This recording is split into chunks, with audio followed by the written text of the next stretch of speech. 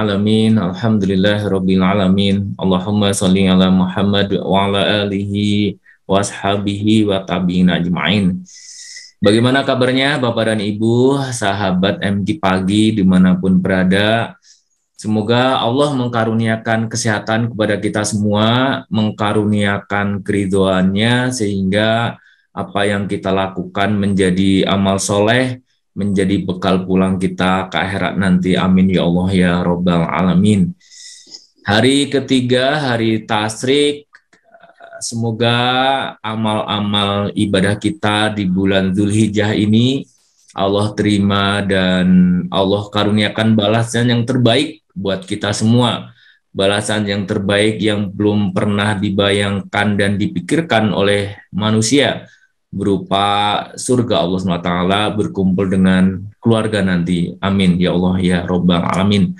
Salawat dan salam semoga senantiasa tercurah kepada junjungan alam baginda Rasulullah Muhammad SAW, keluarga beliau, sahabat beliau, pengikut beliau, dan semoga termasuk kita menjadi pengikut baginda Rasulullah Muhammad SAW yang insya Allah semoga mendapatkan syafaat beliau nanti di padang mahsyar. Amin ya Allah ya Rabbal Alamin. Bapak dan Ibu, alhamdulillah Rabbil Alamin, di pagi yang cerah, pagi yang sangat segar ini kita bisa bersilaturahmi kembali di acara MG Pagi ini, dan tidak seperti biasanya kalau kita mengundang beberapa pelaksana program ataupun para pimpinan yang ada di Darut Tauhid untuk menjelaskan beberapa programnya atau aktivitas yang berjalan di Darut Tauhid. Namun hari ini, pagi ini, kita mulai lagi terkait dengan entrepreneurship dan leadership. Nah, hari ini kami berdua dengan Haji Abdurrahman Juri ataupun sering kita kenal dengan Adeda, sambil menunggu beliau, semoga beliau nanti bisa bergabung.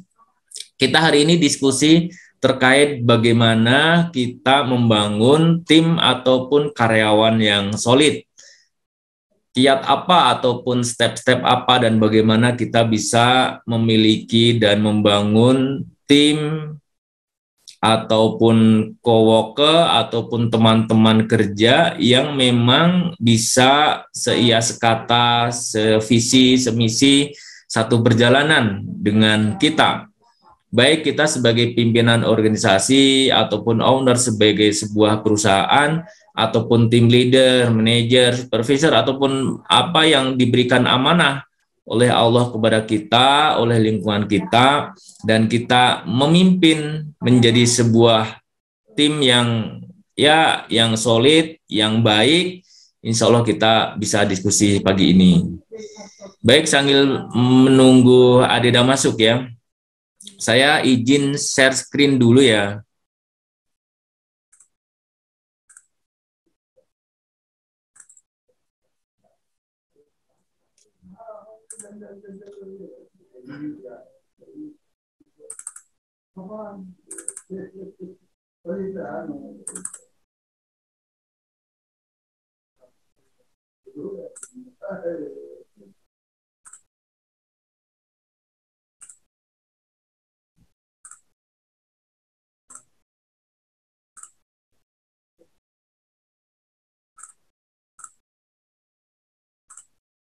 Nah, sudah masuk ya? Sudah kelihatan?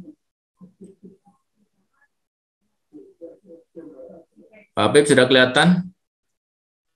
Sudah Pak Gatot. Ini Adeda juga sudah masuk Pak Gatot. Oh, alhamdulillah, kita sabar dulu kalau begitu. Assalamualaikum warahmatullahi wabarakatuh, Adeda.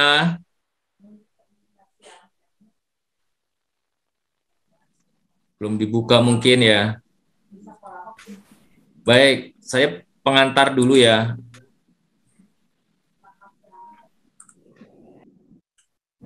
Pengantar dulu. Jadi kalau misalnya kita berbicara tentang tim, sebenarnya tim itu apa sih? Teamwork itu apa? Tim kerja itu apa? Jadi tim itu apabila dua orang atau lebih yang berinteraksi, beraktivitas, dan saling mempengaruhi untuk mencapai tujuan bersama. Jadi syaratnya tim itu memang ada orang yang bersatu di situ, berkumpul, tidak hanya satu tentu saja, 2 orang minimal atau lebih, dan beraktivitas, saling beraktivitas, dan ini mencapai tujuan bersama. Jadi kalau misalnya hanya sebatas makan siang bersama, berkumpul, beraktivitas memang, bahkan mungkin lebih banyak, 5 orang, 10 orang beraktivitasnya makan bersama, tapi tidak ada tujuan bersama, maka belum menjadi sebuah tim.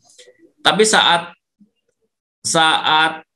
makan bersama itu didiskusikan, kita besok bersama-sama yuk ngerjain atau aktivitas bersepeda ke arah Lembang misalnya ya. Nah, tujuannya ke arah Lembang, aktivitasnya bersepeda, banyak orang. Nah, itu menjadi sebuah tim, walaupun tim yang sifatnya informal dan jangka pendek. Saat sudah sampai tujuannya ke Lembang bersepeda secara bersama-sama, ya sudah selesai. Namun ada yang memang tim itu dibentuk untuk mencapai sebuah tujuan, goal, ataupun purpose yang memang kita inginkan dalam kehidupan kita. Baik itu di lingkungan keluarga, organisasi, bermasyarakat, ataupun dalam sebuah perusahaan atau bernegara.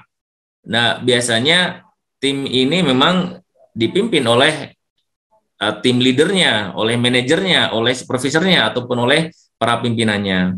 Nah, itu kurang lebih ya Bapak dan Ibu terkait dengan tim. Jika kalau misalnya 1 orang, ya tidak dikatakan sebagai sebuah tim, karena tim itu 2 orang atau lebih, secara definisinya begitu. Nah, dalilnya apa? Dalilnya kita Quran surat As-Saff ayat 4.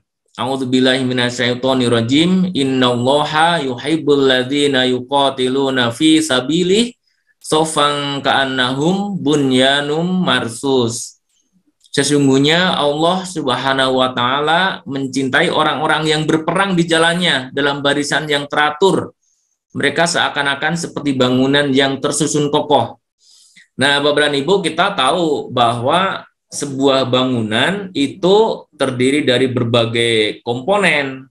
Ada besi, ada pasir, ada batu batanya, kemudian ada apalagi? Ya, ada tukangnya, keahlian tukang di situ. Kemudian juga ada catnya, kemudian juga ada apa nih yang untuk perekatnya. Nah, itu semua kalau digabung menjadi satu oleh tukang bangunan yang ahli, maka akan menjadi sebuah bangunan dengan struktur yang kokoh, yang baik.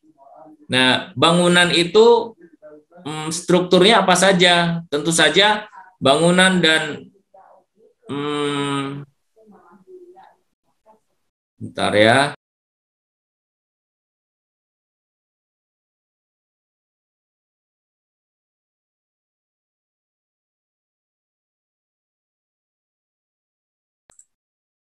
Jadi bangunan yang kokoh itu tersusun dari pondasi yang kokoh, tiang-tiangnya yang pasti kokoh dan kuat. Kemudian apalagi ada dinding-dindingnya, apalagi atapnya.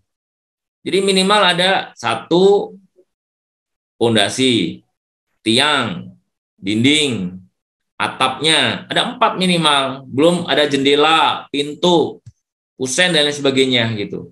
Nah, kalau sebagai sebuah tim diibaratkan sebuah bangunan menurut Quran surat As-Saff ayat 4 ini, maka berbagai peran dan pembagian tugas itu perlu dilakukan oleh siapapun yang bergabung dalam sebuah teamwork ini. Ada yang memang punya keahlian dan keterampilan itu berperan sebagai pondasinya, sebagai landasannya, sebagai dasarnya. Ada juga yang berperan boleh jadi sebagai tiangnya, sebagai dindingnya, sebagai atapnya. Namun juga ada yang berperan sebagai pintunya ataupun jendelanya. Nah, masing-masing peran ini dalam sebuah tim terbentuk sebagai sebuah struktur organisasi tim itu. Sehingga kalau misalnya nanti saat menjalankan tugas, amanahnya bisa masuk, bisa dijalankan, maka bagian dan komponen-komponen dari sebuah tim ini bisa terjaga dan bisa menjalankan sesuai dengan apa yang memang menjadi bagiannya, menjadi tugasnya. Kan tidak lucu kalau misalnya yang berperan sebagai atap misalnya, yang melindungi, menahan panas, menahan angin, menahan dari hujan, kemudian tiba-tiba, wah, saya capek nih jadi atap misalnya ya, yang berperan itu saya ingin sekali-kali jadi dinding atau jadi tiang, kan jadi kacau balau. Sehingga masing-masing peran, masing-masing yang ambil bagian dalam anggota tim ini memang harus menyadari bahwa kemampuan dan keterampilan saya itu udah pas di sini, kompetensi saya itu di sini sebagai pondasi ataupun sebagai tiang ataupun sebagai atapnya, sehingga sebagai sebuah tim ya akan berjalan dengan efektif. Insya Allah, amin ya Allah ya Rabbal Alamin.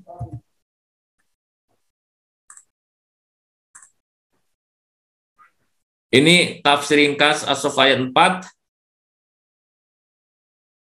Allah mencintai orang-orang yang berjihad dalam barisan yang teratur. Sesungguhnya Allah Subhanahu wa taala mencintai orang-orang yang berperang di jalannya untuk membela diri, membela kehormatan Islam dan kaum muslimin dalam barisan yang teratur, kuat, militan dan terorganisir dengan baik.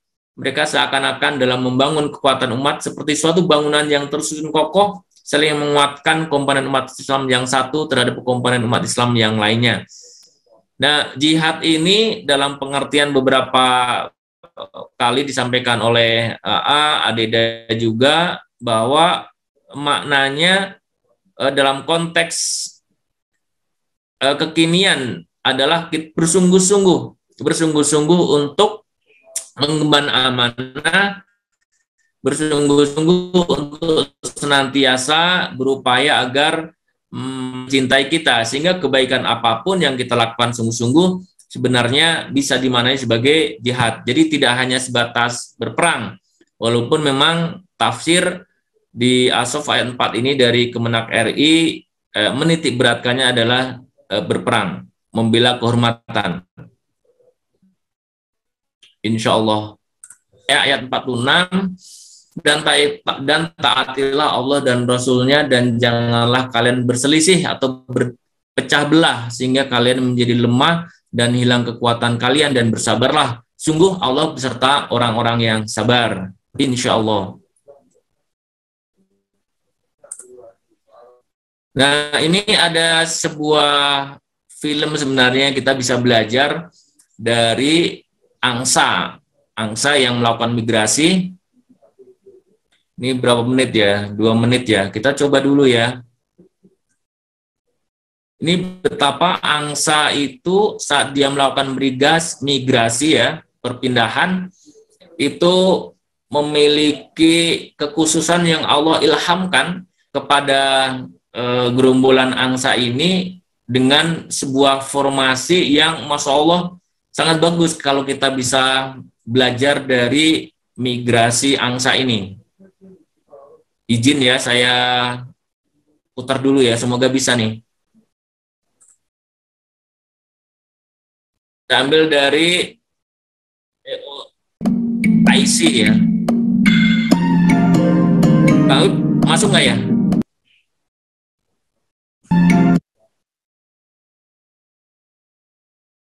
Kang Apip masuk nggak ini?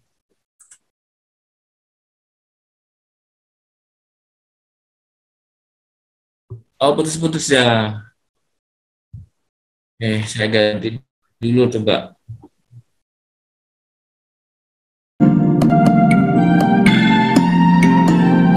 Putus-putus ya.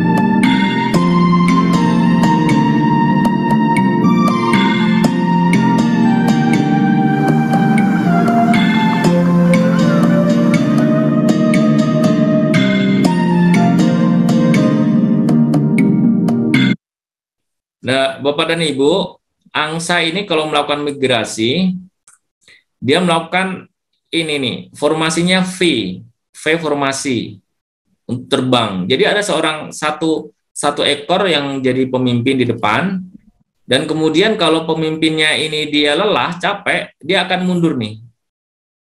Pemimpin angsa ini akan mundur dan kemudian digantikan oleh pemimpin yang berikutnya. Nah, kenapa dia membentuk formasi ini? Karena ini bisa mengefektifkan 70% untuk nambah 70% dari ketinggian maupun dari jarak. Jadi kalau misalnya sekali terbang itu 10 km misalnya, maka dia bisa 17 kilo. Jadi nambah 70% untuk jangkauannya, sehingga sangat efektif 70% nambahnya, termasuk ketinggiannya. Dan yang menarik adalah kalau misalnya ini ada anggota angsa yang capek ataupun sakit atau kelelahan, dia turun ke bumi, turun mendarat di tanah. Nah, ini ada 2 orang teman angsanya itu ngikutin gitu, nemanin ke bawah sampai yang lelah tadi bisa terbang lagi dan mengejar rombongannya, atau sampai di videonya ini sampai ada dia mati, maka yang 2 orang yang angsa yang menemani ini maka 2 dia angsa Mas, bukan 2 orang Mas. Iya angsa. Assalamualaikum warahmatullahi wabarakatuh. Iya angsa ini rombongan angsa. Aduh, mohon maaf Saya ya. mikir dari tadi kenapa jadi orang yang terbang bukan angsa. Sedikit lagi ya. Dan yang menarik ini ya, Bapak dan Ibu, gerombolan angsa yang melakukan migrasi ini dengan bentuk V formasi ini, maka dia sangat aerodinamis ya, karena yang pemimpin yang paling depan itu dia nerjang angin dulu, kemudian belakangnya, nah terjangan anginnya itu, empasan anginnya sudah tidak terlalu besar gitu, sehingga dalam sunatullahnya kita bisa belajar dari formasi migrasinya angsa ini, bahwa memang pemimpin itu penting dalam sebuah tim. Yang kedua adalah saling melengkapi, karena nggak mungkin kalau misalnya perjalanan jauh seperti ini itu sendirian dia. Kalau misalnya segerombolan, insya Allah akan lebih besar yang dicapai, lebih jauh yang dijangkau, insya Allah. Kita lanjut dulu ya, sebentar.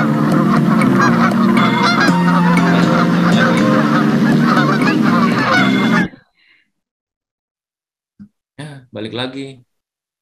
Ya udahlah, cukup saya kira ya.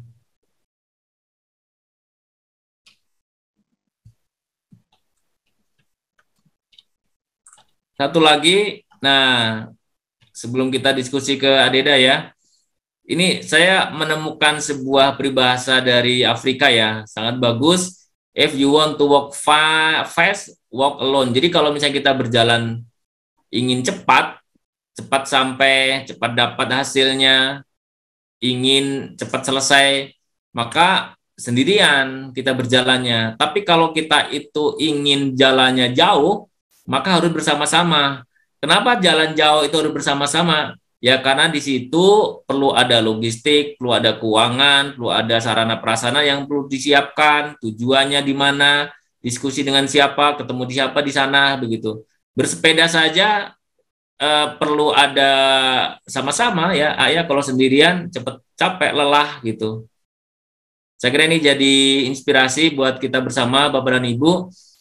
Dan alhamdulillah ini hadir sudah dengan Adeda. Waalaikumsalam warahmatullahi wabarakatuh, Adeda. Waalaikumsalam warahmatullahi wabarakatuh. Mas Gatot. Alhamdulillah. Apa yang Adeda yang terpikir membangun sebuah tim nih? Ya kepikiran orang yang terbang tadi, Mas. Saya pikir Gatot Kaca ikut terbang juga ya. Pentingnya kerjasama, penting sekali Mas bekerja sama, mulai dari hal yang paling dekat di keluarga, dengan tetangga. Jadi kerjasama itu bukan hanya untuk urusan dalam organisasi karena kita makhluk sosial, kita perlu teman. Jadi yang paling bahagia yang banyak temannya yang bisa bekerja sama. Nah yang paling sengsara itu yang nggak punya teman, nggak bisa bekerja sama. Iya, Kalau saya betul. mengibaratkan sepak bola atau gini aja dulu Mas Gatot beli Ya. motor, ini perlunya kedekatan karena dalam sebuah organisasi atau dalam berkeluarga punya pertama yang membangun kerjasama itu punya tujuan yang sama. Kalau tujuan yang sama mah biasanya bermasalah dalam organisasi, dalam keluarga kalau beda tujuan. Naik angkot juga Mas Gatot naik angkot, nggak usah ngomong, naik aja, duduk, nyampe ke tujuan karena punya tujuan yang sama dengan supir. Bener. Iya, betul. Ya, Kalau penumpang aturannya nggak sama dengan jelas. tujuan sopir, mau bertengkar di angkotnya.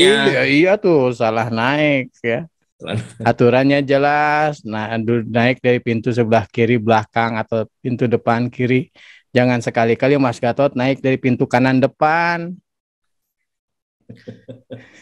Itu gantiin supir. Itu mah pintu supir. Mau kemana Mas? Nah, ini inovasi Pak. Cina, aduh ya. Jadi aturan kalau jadi dalam organisasi sederhananya gitu Mas. Kalau udah beda tujuan, udah jadi masalah besar aja di sana. Akan jadi masalah terus. Yang kedua punya aturan main yang diketahui bersama.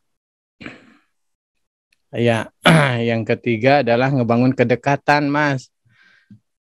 Makanya kalau udah dekat mah lebih enak. Apa yang dekat dampak pada dekat, masalah teh jadi sederhana. Tapi kalau tidak dekat, masalah kecil jadi besar. Mas Gatot punya beli motor baru, dilihat, dilap terus aja seminggu teh. Kata istrinya teh, Mas, masa beli motor dilihat, dilap aja, dan dipakai atuh. Pas mau dikeluarin dari rumahnya, baru dikeluarin ada motor ngebut, cebruk, ketubruk. Oh, kesel nggak Mas? Motor baru dipakai, baru dikeluarin udah ketubruk, lihat kaca spion muter, jok lepas, knalpot penyok. Walah, gimana perasaannya Mas? Ya, kesel lah, kecewa. Oh, ternyata yang nubruknya itu pakai helm full face. Pas dibuka ternyata adiknya Mas Gatot. Mas Gatot punya adik nggak? Ada Jadi marah nggak Mas? marah, Minta ganti nggak? minta. Oh Mas, enggak lah. Ada kamu cenah. Ya hati-hati ya. Cenah. Nggak minta ganti. Kesel ada tapi nggak minta ganti. Pada saat helm dibuka ternyata yang nubruknya ada tetangga sebelah. Aduh maaf Mas Gatot, saya teh mau ke warung, mau beli rapia, ngebut, minta ganti tapi diberi toleransi. Beda lagi Mas, ke saudara, ke tetangga. Pas helm dibuka ternyata Ahwat, cantik sekali Mas. Masya Allah Mas Gatot sampai bingung. Mas, Mas Gatot, Iya, ada apa Neng? tapi Ini nggak maaf bingung nggak Pak, kelihatan. maaf nubruk ini ketubruknya saya cepat-cepat mau ke kampus. Tenang Neng, cenah nggak apa-apa lah namanya juga dalam dunia hidup Mas seperti begini. Oh, jadi bijaksana Mas Gatot. Nanti Bapak masih punya motor yang lain, boleh ditubruk lagi besok. Aduh, jadi resep ditubruk kan gelis ya. Pas helm dibuka ternyata Agim. Agim. Mama ini ada AA. Oh, lu disuguhan. Dipotret segala macam ini kesempatan cina. Padahal motor tetap ketubruk ya, tapi beda pelakunya, beda sikap kitanya. Pada saat helm dibuka ternyata orang lain yang tidak dikenal minta ganti segera jadi urusan. Nah inilah dalam hidup juga begitu Mas. Kalau tergantung kedekatan hati. Kalau dekat hati, ada hormat di sana, maka si masalah teh semakin sederhana, dan semua masalah mah bersumber daripada diri kita, bukan dari orang lain. Masya Allah. Gitu Mas. Jadi kalau saran saya mah, dalam organisasi pertama tetapkan tujuan bersama, yang kedua aturan yang sama-sama diketahui sepakati, yang sama-sama dijunjung aturan tersebut, yang ketiga adalah membangun kepercayaan dengan hubungan yang bagus. Karena beda kan teman dekat, rekan dengan saudara. Kalau saudara bisa masuk pintu lewat manapun, beda lewat dapur bisa, nggak usah ribet. Ya, makanya dalam organisasi juga ngebangun kepersaudaraan yang bagus. Salah satunya dengan outing, Mas. Mas Gatot dulu SMA di sekelas berapa orang, Mas? Kelas 40 orang, banyak dulu. Teman dekat berapa orang yang masih ingat sampai sekarang? 5. Siapa aja? Boleh ngarang juga, nggak apa-apa, dan saya juga nggak tahu. 5 orang. Wajahnya yang ingat namanya. Kalau saya masih ingat Diki, Iim, Ovi, Wawan, Nunu. Ya. Kenapa? Karena sering outing, sering jalan-jalan bareng, sering makan bakso, sering mau motoran, sering jalan outing. Nah, outing ini bukan biaya tapi investasi karena membangun jalinan hubungan yang sangat bagus. Oh, jadi seru. Makanya sekarang Agim para pimpinan sering outing bersepeda. Nah, itu dalam teorinya sangat bagus. Hasil penelitian yang sering olahraga bareng, outing bareng, lebih mudah diajak kerjasama Masya daripada Allah. orang-orang yang jarang outing bareng. Nah, ini membangun kebersamaan dalam organisasi. Alhamdulillah. Alhamdulillah. Jadi memang ada 3 kegiatan ya, ada 3 aktivitas yang secara stratososial itu eh, cair ya. Pertama tadi yang olahraga, yang kedua adalah kesenian, kegiatan-kegiatan kesenian gitu ya. Itu cenderung strata sosial itu juga cair gitu. Jadi misalnya ada kegiatan ataupun acara-acara kesenian begitu ya, yang masuk ataupun yang maju ke panggung kan yang memang yang punya keterampilan. Jarang tuh misalnya direktur, komisaris gitu ya, atau pimpinan suruh maju, silakan maju nyanyi gitu, bisa bawa belur gitu. Sehingga tidak ada strata sosial yang sangat ketat di sebuah acara kesenian. Yang ketiga adalah acara-acara kerohanian, keagamaan. Misalnya pengajian Jumatan begitu, jarang ya Jumatan pimpinan telat ya di belakang. Yang staff walaupun operator misalnya security tapi datangnya paling duluan, duduk di depan. Nah, olahraga, kesenian dan kegiatan keagamaan itu biasanya untuk mendekatkan satu sama lain secara personal, itu bisa lebih baik, lebih cair. Tapi tadi yang Adida sampaikan ya, olahraga itu sangat cair ya, karena ya kita tahu kalau olahraga cenderung bersama-sama, bisa tukar pikiran, lebih santai, lebih rileks gitu insya Allah. Dan olahraga nggak ada jabatan, Mas. Nggak ada jabatan ya, Iya, jadi semuanya sama. ya. Masa seragamnya beda, seragam futsal. Gara-gara pimpinan. Masya Allah. Baik, kita undang Bapak dan Ibu yang mau sharing, nambahkan terkait dengan membangun tim yang tadi ya Adida sampaikan, ada punya visi, tujuan, kepercayaan, kemudian ada kegiatan-kegiatan kebersamaan yang sering dilakukan. Nah, itu sangat baik. Dan kalau di Darut Tauhid, Bapak dan Ibu membangun tim ini, AA sering menyampaikan harus sama-sama bertekad untuk sama-sama mendekat kepada Allah, karena yang membolak-balik hati kita itu Allah, dan Allah yang sangat berkuasa untuk kita menyatukan berbagai komponen, berbagai kemampuan, latar belakang dari berbagai wilayah datang gitu ya ke Darut Tauhid tanpa ada kemudahan dan kelapangan dari Allah untuk bisa berkumpul dan menjadi sebuah tim yang solid, yang baik. saya kira agak sulit ya, bukan sulit lagi, tapi memang sangat sulit membangun sebuah tim tanpa ada ketergantungan dan pertolongan dari Allah SWT. Itu mungkin yang tambahan poin keempatnya ya, yang tadi ada dia Itu sampaikan. di tujuan, Mas. Tujuan bersamanya adalah tujuan bagian daripada rangkaian ibadah. Alhamdulillah. Siap. Ini udah ada pertanyaan, Nak. Kita bahas ya, dari Ya. IG AA. Ustadz mau tanya, kalau pimpinan memperlakukan semua timnya sama, padahal kan ada yang kerjanya bagus, ada yang produktif, ada yang nggak produktif, tapi semua disamaratakan. Bahkan yang kerjanya bagus ini sering banget lembur, tapi nggak dibayar. Apakah itu pimpinan zolim? Iya, sumber daripada kericuhan adalah ketidakadilan. Sumber dari kekacauan adalah ketidakadilan. Adil itu bukan sama rata, tapi proporsional, Mas. Ya, betul. Nah, ini yang dituntut bagi seorang leader untuk berlaku adil. Anaknya ada 5, yang 1 SD, TK, SMP, SMA, dan perguruan tinggi. Semuanya dikasih adil 5.000, Mas. buat uang jajan.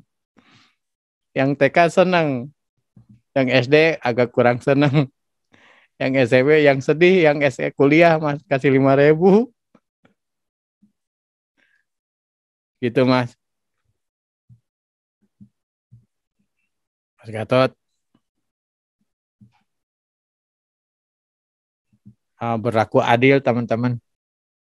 Silakan ada lagi. Kang Apip.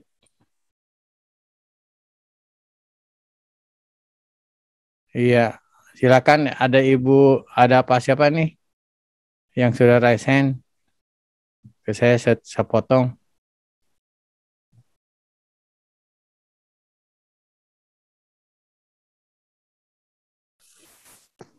Terima kasih. Assalamualaikum warahmatullahi wabarakatuh. Waalaikumsalam warahmatullahi wabarakatuh. Saya Nenek Zin. Alhamdulillah, barakallahu fiik. Di mana tinggal Nenek Jin? Di Depok. Di Depok. Kalau saya tinggal di rumah, alhamdulillah. Iya betul. Ini tadi itu yang kerja tim. Alhamdulillah.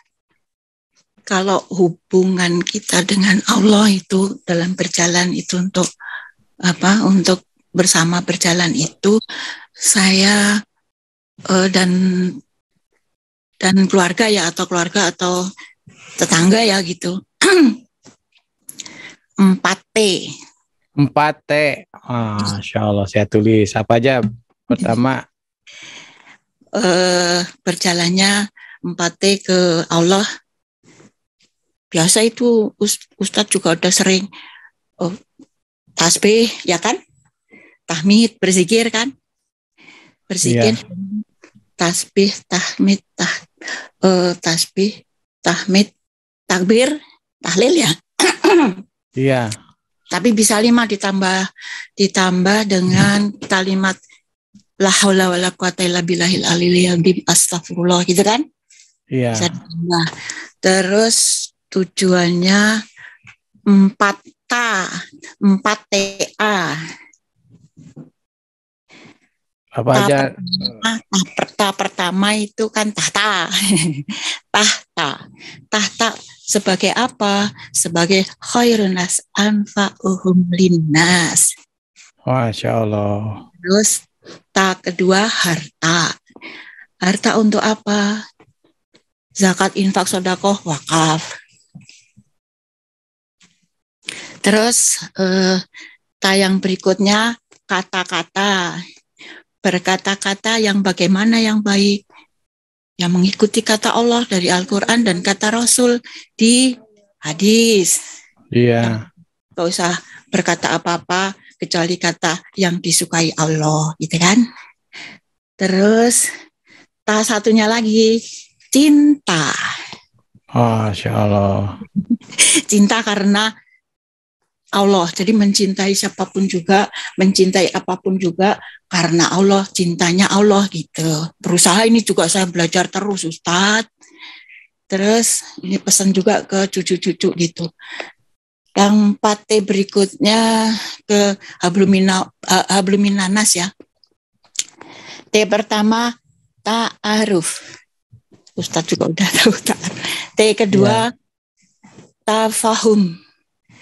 T ketiga ta'awun.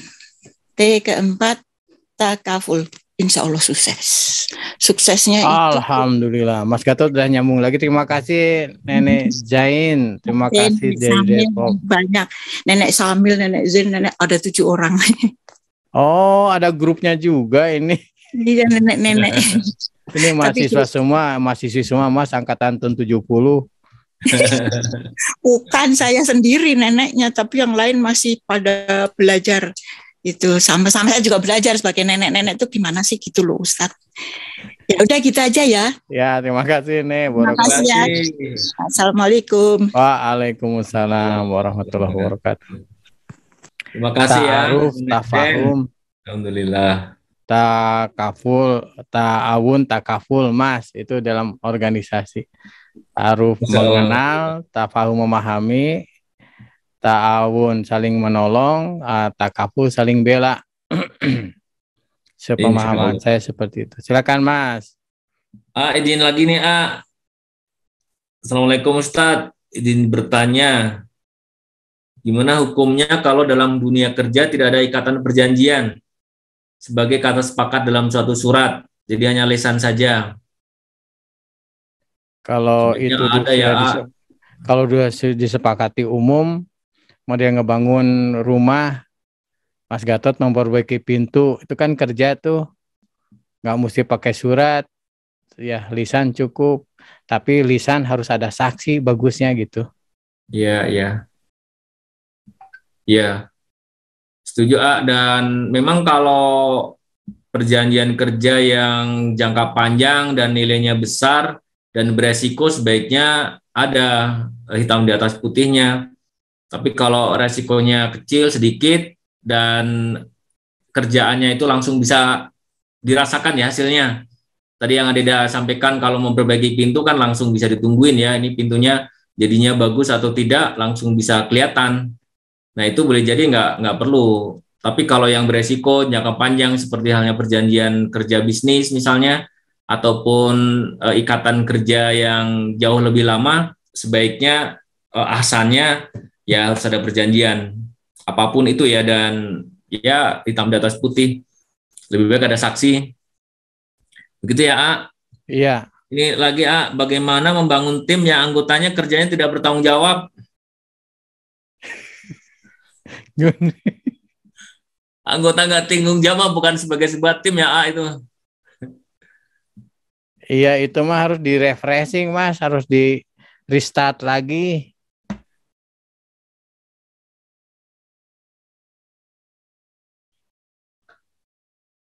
Ya betul. Jadi Bapak dan Ibu, salah satu tim yang bisa solid, bisa baik, memang satu sama lain itu harus menyadari peran dan posisinya, tugasnya apa, sehingga main puzzle-nya itu akan semakin bagus hasilnya gitu. Jadi perumpamaannya kita bisa begini, dari satu pohon besar di hutan, diambil dari hutan belantara, dari satu pohon itu kita bisa membuat jutaan bahkan puluhan juta batang korek api. Tapi untuk membakar satu kawasan hutan belantara tadi itu tidak perlu jutaan korek api, cukup satu batang korek api yang tentu saja yang nyala ya, ada apinya di ujung korek apinya, dan itu bisa membakar hutan gitu. Artinya apa? Sebuah tim itu walaupun hebat, kuat anggotanya, tapi ada satu orang saja dari anggotanya itu berpikiran negatif, suudzon, ataupun tidak melakukan apa yang menjadi tugasnya, dan itu diceritakan, dia menyampaikan itu ke anggota timnya, maka ya seperti halnya kebakaran hutan, dari satu orang, satu pohon, nyebut orang lagi saya. Satu pohon, Apa, Mas? satu pohon merembet ke Belum minum pohon, kayaknya Mas Gatot belum minum ya. satu pohon, kemudian dua pohon merembet kemana-mana. Nah, akhirnya satu kawasan hutan. Padahal dari mana? Dari satu batang korek api yang dinyalakan, yang jatuh di hutan tadi. Sehingga ya tidak perlu banyak dan jutaan korek api untuk membakar sebuah hutan. Sama untuk meruntuhkan sebagai sebuah tim yang solid, yang baik. Ya tidak perlu semuanya berpikir negatif thinking ya terhadap tugasnya. Diawali dari satu orang saja, maka lama-lama akan merembet ke yang lain, sehingga efektif sebagai sebuah tim nggak akan berjalan dengan baik. Begitu ya Bu. Jadi kalau yang nggak bertanggung jawab gimana? Ya kalau nggak bisa dilakukan pembinaan, nggak bisa dididik, nggak bisa di-upgrade, memang harus dipilihkan tugas yang tepat. Boleh jadi dia nggak cocok di tim itu, dipilihkan tugas yang lain atau tim yang lain. Begitu saya kira Ibu ada Bu, ya Mas Gatot ada Bu Sriani ya. Udah ngangkat tangan di tadi pegel. Iya, pegel nih Bu. Silakan Bu, dibuka. Kang Apip boleh? Ya. Assalamualaikum warahmatullahi wabarakatuh. Silakan Bu. Ya, Assalamualaikum warahmatullahi wabarakatuh. Waalaikumsalam warahmatullahi wabarakatuh. Semoga sehat selalu. Amin, barakallahu fiik. Nah, saya pengen minta nasihat sama Ustadz sekalian untuk bagaimana ya untuk menghadapi seorang owner atau pengusaha yang bersikap tidak adil atau cenderung dolim terhadap karyawannya ya. Jadi misalnya ada suatu karyawan yang mereka itu berusaha keras untuk memimpin tim dan membina tim dengan baik. Namun karena faktor usia misalnya gitu dan perusahaan karena personal company jadi berpikirnya hanya untung aja gitu kan. Jadi pengennya itu nanti kalau yang sudah tua-tua tuh biar keluar, biar nggak betah dan tidak usah memberikan pesangon seperti itu ya.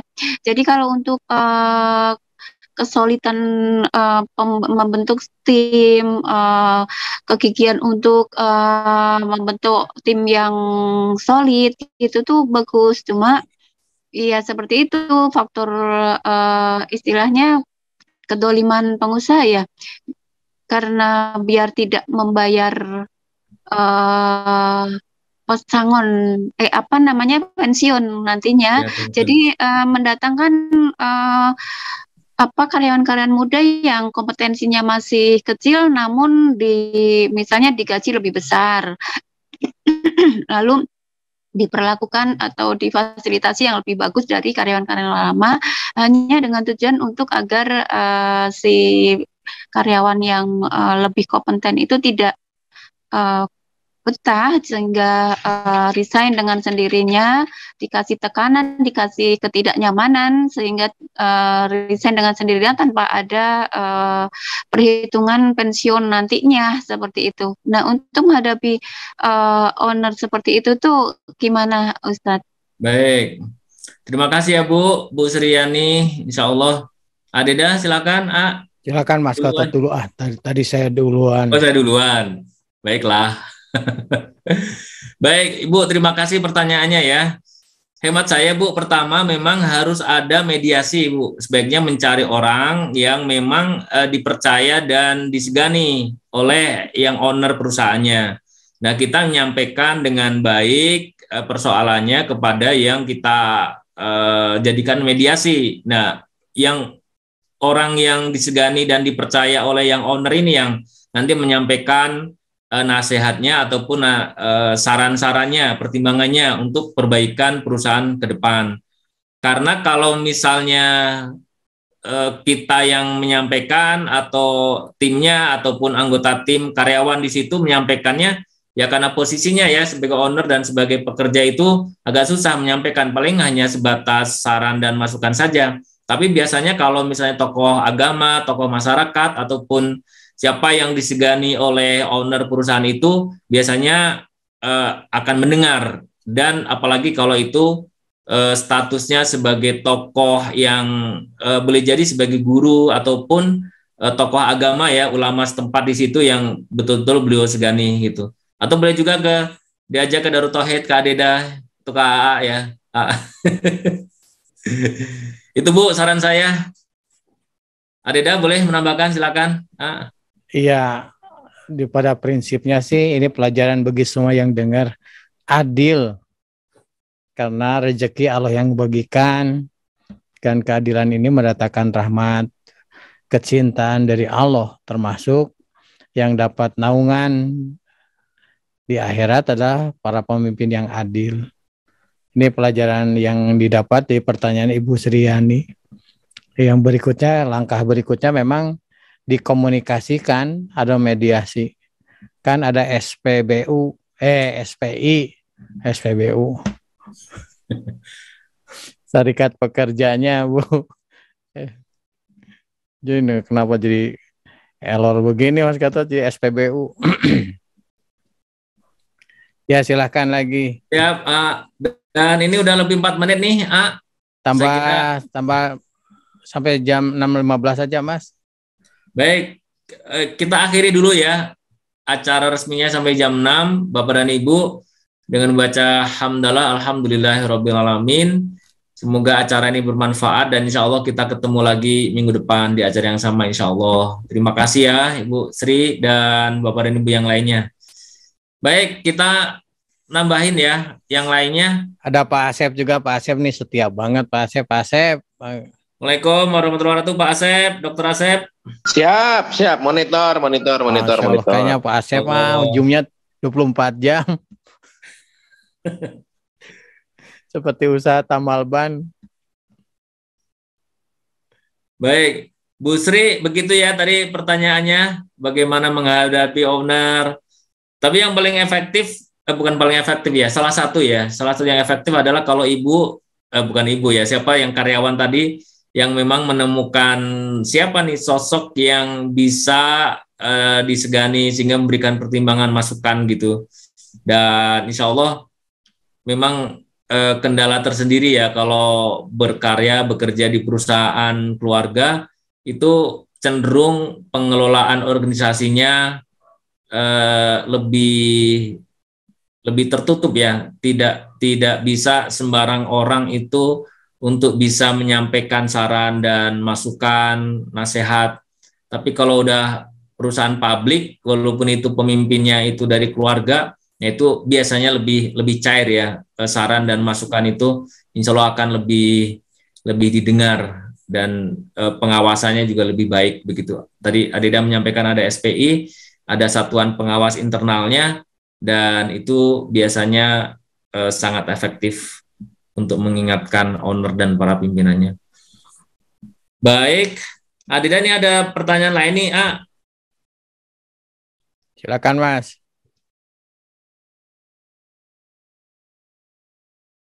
Perbedaan dari Bu Afin Jasmine ya, apakah perbedaan antara karakter pemimpin dan leader?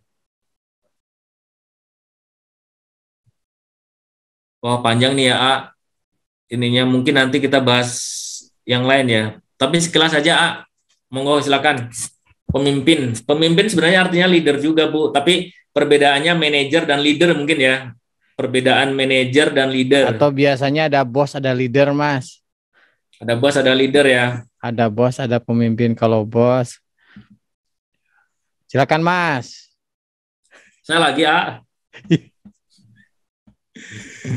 Baik, Ibu Bapak, kalau bos ataupun manajer konsepnya itu mereka inginnya dilayani, bos itu ingin dilayani dan posisinya itu di atas. Waktu itu saya sempat menyampaikan ya, kalau misalnya piramidanya itu begini terbalik gitu.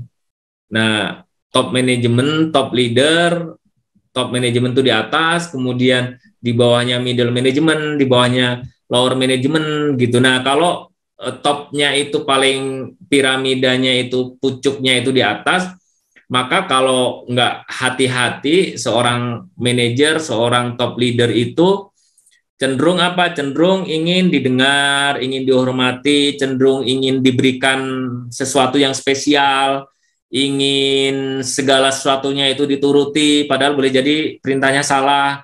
Dan ngebosi itu yang main perintah sana perintah sini. Tapi kadang-kadang suri teladannya kurang, kemudian tidak membuat aktivitas contoh yang bisa diikutin oleh bawahannya. Nah, cenderung tidak mau disalahkan, cenderung tidak mau dinasehati, cenderung tidak mau diberikan saran. Nah, karakter bos begitu. Tapi kalau dalam Islam justru konsep kepemimpinan itu dibalik.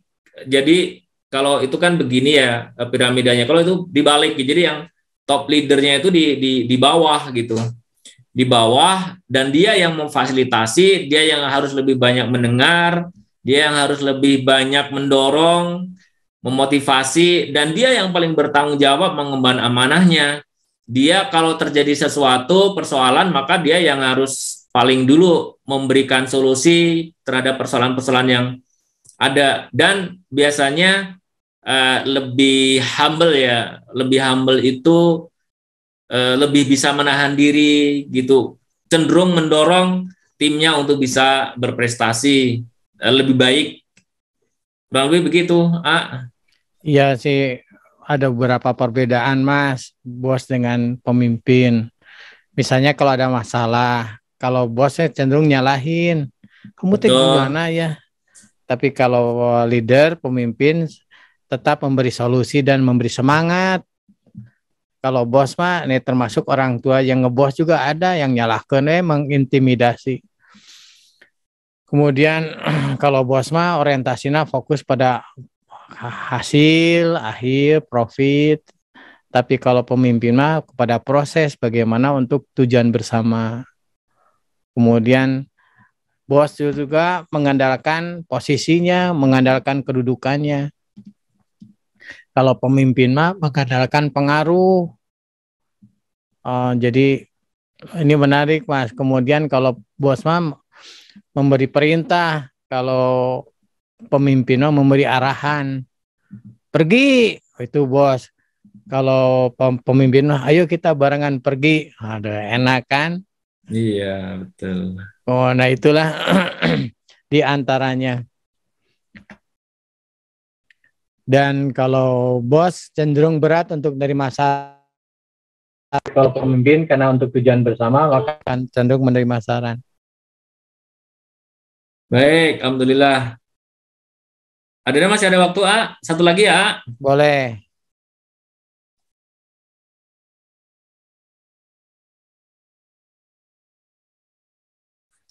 Ini dari Kut Davis, IGAA ya. Izin bertanya, bagaimana menyikapi jika atasan mengambil keputusan sepihak tanpa klarifikasi dulu saat menentukan sebuah punishment,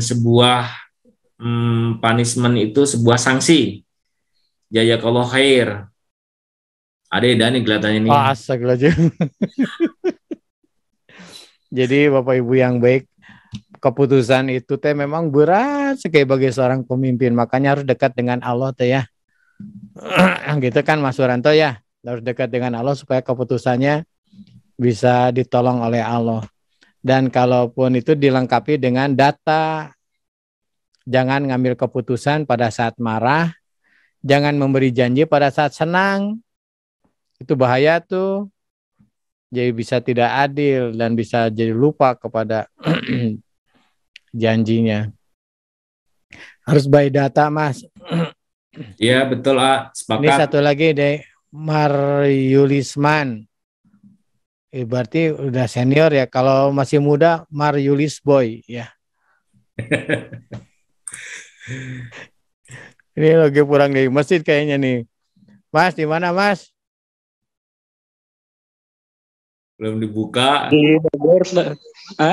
Di mana? Di Bogor. Di Bogor. Ini pertanyaannya, kok bisa sih nulis sampai jalan? Nyambung ya tadi ya, bagaimana cara menghilangkan rasa sungkan seorang atasan ketika memberikan hukuman kepada bawahan. Nah, nyambung dengan yang tadi Adeda sampaikan. Jadi memang Masya Allah ya, perbedaan pemimpin dan yang dipimpin itu adalah di keputusannya. Seorang pemimpin itu produknya adalah keputusan dan kebijakan untuk dijalankan. Dan memang kalau udah berhubungan dengan SDM, dengan karyawan, dengan kalau di Darut Tauhid dengan santri karya, itu nyesaknya itu sampai ke dada ya. Beberapa waktu yang lalu merumahkan beberapa orang, itu kepikiran itu ya ayah, kepikiran nggak bisa tidur gitu, anaknya bagaimana, ininya bagaimana. Tapi begini, kalau misalnya mengambil keputusan, yang pertama tadi saya sepakat dengan Adeda bahwa memang memohon pertolongan kepada Allah. Jadi sebelum mengambil keputusan, yakinkan bahwa kita udah berdoa, udah menyempurnakan ya proses sebelum mengambil keputusan, kita gantungkan kepada Allah, mohon pertolongan Allah. Yang kedua, kita mengambil keputusan itu harus berbasiskan data yang benar, akurat, lengkap. Data dan fakta yang penting. Data dan fakta. Bisa jadi keputusannya itu tidak perlu klarifikasi ya, tidak perlu tabayun, tidak perlu mengundang karyawannya, karena memang faktanya dan datanya sudah diketahui oleh semuanya. Dan kalau misalnya nggak segera diputuskan, akan sangat berbahaya dan akan merembet kemana-mana. Itu sangat perlu untuk segera diambil keputusan. Nah, data dan fakta ini yang kadang-kadang kita terlewat gitu. Saya kalau ngambil keputusan, data dan faktanya ini yang belum lengkap, tapi karena kita itu udah jengkel duluan ya, udah kesel duluan dengan karyawan kita, sehingga tanpa data yang lengkap, akurat, lengkap gitu ya, belum bal. Nah, kita sudah ngambil keputusan dan cenderung biasanya itu saat kita emosional, saat kita kesal ataupun marah saat ngambil keputusan seperti itu. Nah, sebaiknya pertama tadi mohon pertolongan Allah, yang kedua memang berdasarkan data dan fakta yang benar, akurat, lengkap. Baru kemudian yang ketiga, kalau itu dirasa belum cukup, ya kita minta penilaian 360 derajat. Jadi kalau di Darut Tauhid itu secara berkala setahun sekali ada penilaian 360 derajat terkait dengan pribadi dan sikap seseorang. Misalnya apakah saya itu jengkelin tidak, apakah saya itu disukai oleh teman-teman saya di pekerjaan atau tidak. Nah, itu ada sebuah format mengisi daftar pertanyaan terkait dengan saya. Misalnya Pak Gatot itu kalau di kantor suka marah-marah, tidak suka membantu orang lain. Kalau misalnya ada kegiatan ataupun ini diam saja, cenderung pasif. Nah, ada sekian pertanyaan yang itu diisi oleh teman-teman saya, 360 derajat kiri kanan saya, teman-teman kerja, bawahan saya, termasuk atasan saya, kemudian itu digabung. Walaupun itu karena individu-individu itu ada pandangan yang subjektif ya, tapi karena ini arahnya 360 derajat, maka insya Allah biasanya lebih objektif, lebih akurat dibandingkan hanya satu dari penilaian dari atasannya saja gitu. Nah, 3 poin itu saya kira pertanyaan dari siapa tadi yang di IGA dan Pak Mario Lisman ya, untuk bisa dicoba ya, sehingga kita saat mengambil keputusan insya Allah tidak ragu-ragu lagi begitu. Dan memang penting juga Mas, ya Pak, silakan. Penting juga untuk si yang bersangkutan mengetahui kesalahannya apa, menyadari. Nah, itu yang paling mahal, karena jangan sampai merasa tidak bersalah tapi dihukum gitu ya karena sanksi. Tapi kalau menyadari kesalahannya, lihat aturannya seperti apa, datanya seperti apa. Jadi dia sendiri sebenarnya ngambil keputusannya. Benar. Bahkan ini ya di Darut Tauhid itu ada konsesi ya. Konsesi itu konveksi, bukan konsesi, konvensi atau kesepakatan. Konveksi mah tempat baju, Mas. Saya salah terus dari pagi. Saya kurang minum kan. Konvensi itu kesepakatan ya. Kesepakatan yang tidak tertulis bahwa Darut Tauhid tidak memaksa orang bergabung menjadi karyawan, menjadi santri karya, tapi juga tidak memaksa orang untuk keluar. Jadi prinsipnya kalau dia mau keluar, ya itu atas kesalahan sendiri, atas kelakuan sendiri, atas penilaian sendiri. Jadi DT tidak memaksa orang bergabung, namun juga tidak memaksa orang untuk keluar dari Darut Tauhid gitu. Konsep pengelolaan santri karya atau karyawan yang ada di Darut Tauhid seperti itu. Baik, Masya Allah udah lebih 17 menit nih, Udah lama Adeda. Mas, udah ketemu kita Mas. Masya Allah. Iya, diseling berbagai hal nih. Kangen nih DMG pagi, Masya Allah. Alhamdulillah.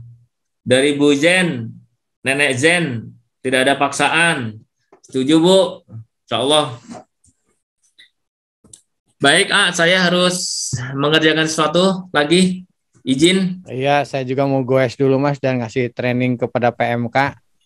Masya Allah, Alhamdulillah. Semoga sukses ya, berkah. Bapak dan Ibu, Alhamdulillah, Alamin, acara MT pagi, dan semoga apa yang kita diskusikan ini bermanfaat. Insya Allah kita ketemu lagi minggu depan.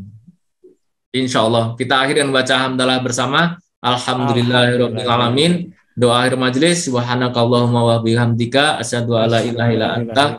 Astaghfiruka wa atubu ilaih. Terima kasih, Alhamdulillah. Adeda, terima kasih. Dr. Asep. Ketua Yayasan Indonesia Mengaji menyampaikan 65% dari jumlah penduduk Indonesia beragama Islam tidak bisa membaca Al-Quran. Assalamualaikum warahmatullahi wabarakatuh. Data lewat Republika, 147,5 juta umat Islam di Indonesia belum bisa membaca Al-Quran atau buta huruf Quran. Departemen Agama mencanangkan minimal 5 juta mushaf diperlukan di Indonesia ini setiap 1 tahun. Dan DT Peduli sebagai tahap awal mencetak 20.000 mushaf untuk diwakafkan kepada masyarakat di pelosok negeri karena banyak masjid yang sudah rusak Qur'annya atau tidak punya Qur'an, dan ini ladang amal bagi kita semua. Ayo sahabat-sahabatku sekalian, kita menjadi orang yang berada di barisan paling awal dalam berwakaf mushaf Al-Quran untuk negeri bersama DT Peduli. Assalamualaikum warahmatullahi wabarakatuh. Berwakaf Al-Quran ke pelosok negeri plus pelatihan membaca Al-Quran. Wakaf Al-Quran Plus, raih pahala mengalir abadi.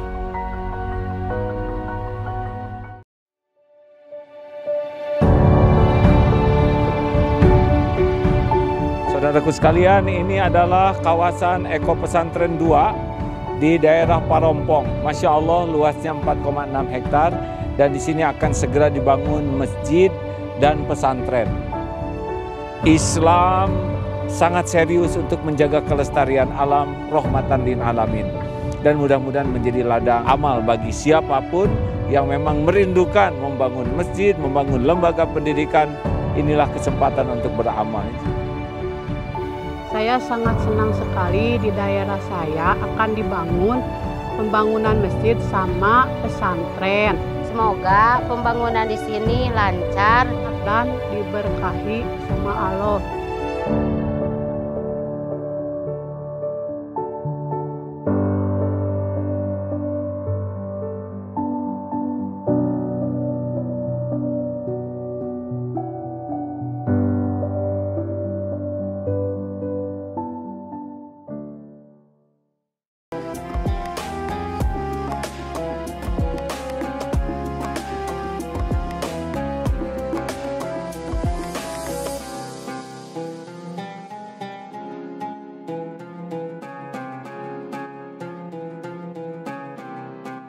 Jangan lupa, saya bilang sekalian, terus berlangganan di Darut Tauhid Official.